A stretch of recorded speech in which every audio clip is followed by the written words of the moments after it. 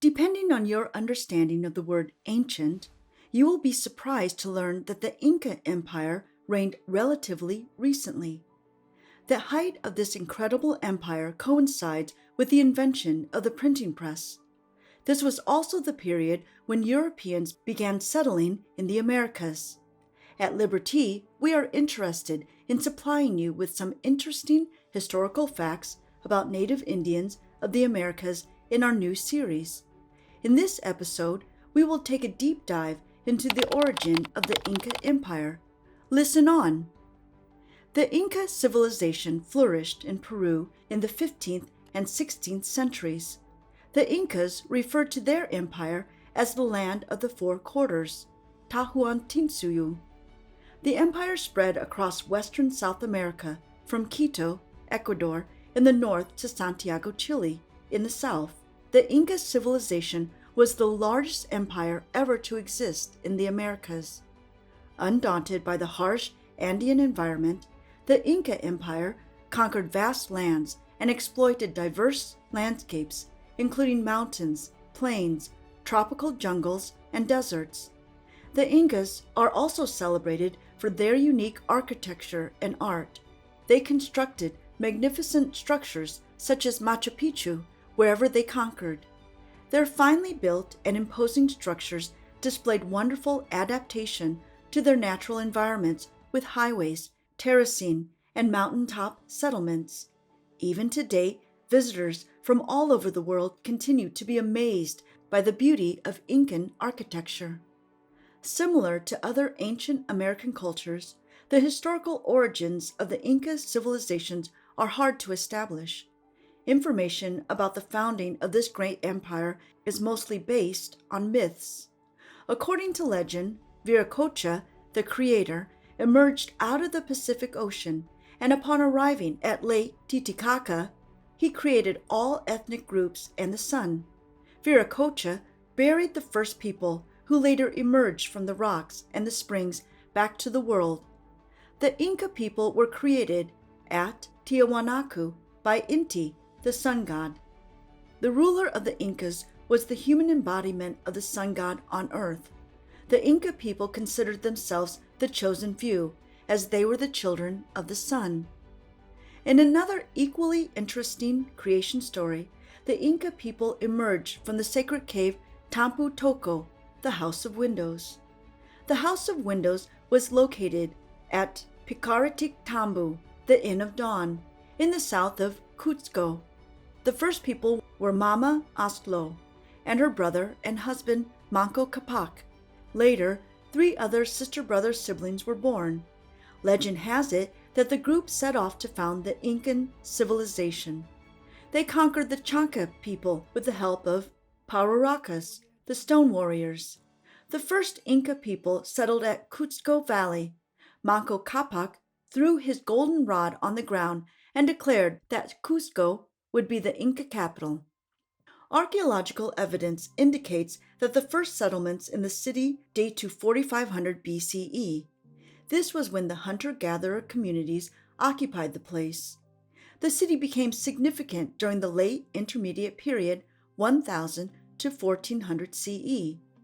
During the late 14th century CE, a unification process began, and with the arrival of the Inca civilization's first great ruler, Pachacuti, Inca Yupanqui, and the conquest of the Chanca in 1438 CE, the Inca began expanding. This was in pursuit of production resources and loot. At first, they attacked the south, but later they attacked in all directions. Eventually, they created an empire that stretched across the Andes.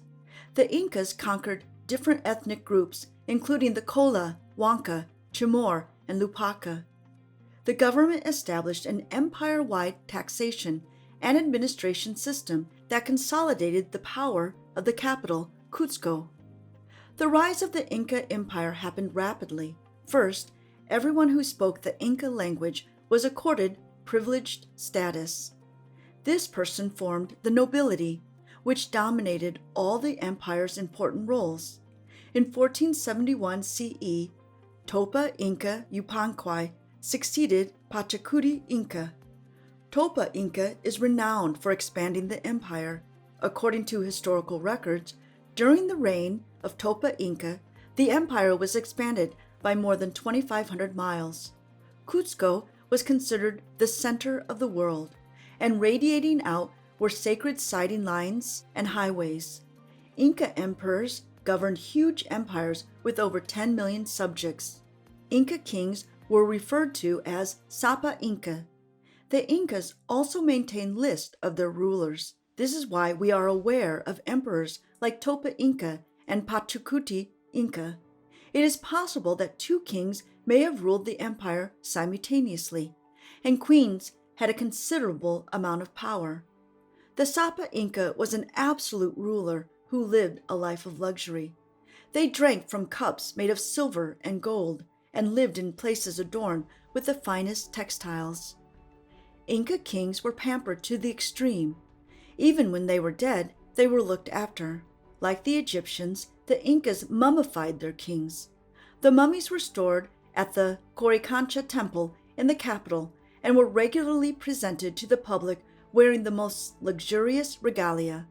The public who would make them offerings of food and drink, and government officials consulted them on pressing matters of governance.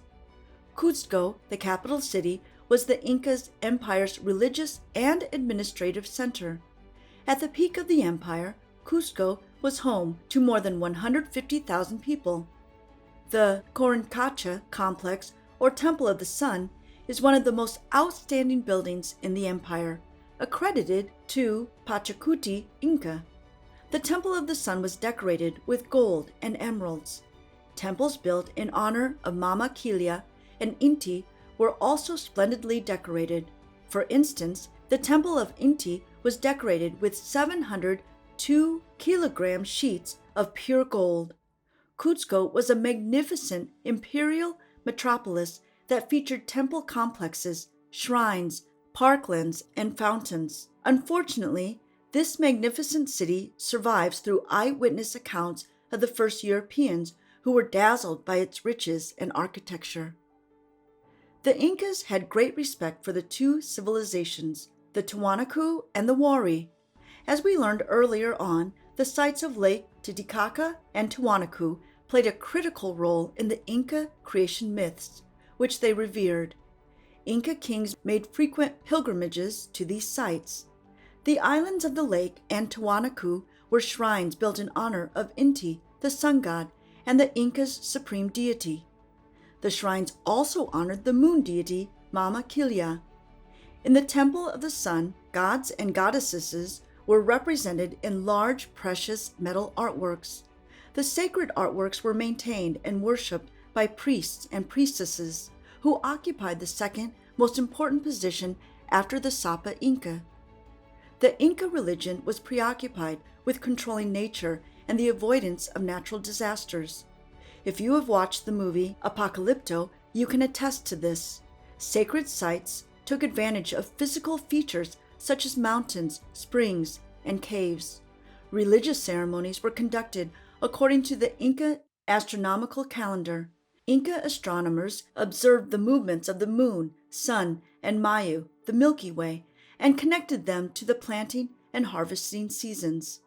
Apart from Titicaca's islands, Pachacamac was an extremely important shrine constructed in honor of the god Pachacamac, who created plants and humans and was responsible for earthquakes. Inca's religious rituals also included the worship of ancestors. This is seen through the mummification process and making offerings to them. During religious ceremonies, sacrifices of both humans and animals were made to the gods. It is said that the Incas could sacrifice as many as 2,000 children to honor and pacify their gods. The Inca civilization is the greatest empire that ruled ancient South America. At the height of its power, over 10 million people lived in the empire. These people spoke over 20 different dialects. The Inca civilization is one of the best organized empires of its time.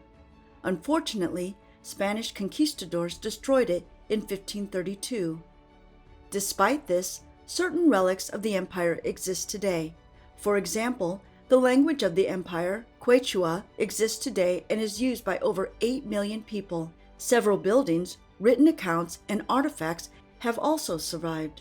While what remains of the Inca Empire today is relatively small compared to the vast riches of this ancient empire, they are an indisputable witness to the ingenuity, wealth, and high cultural achievement of this fantastic but short-lived civilization. Thank you for listening in to this fantastic episode on the historical origin of one of the ancient America's greatest empire. If you feel fascinated and inspired by this Andean culture, like, share, and subscribe to the Liber-Tea channel for more episodes of interesting Native American history.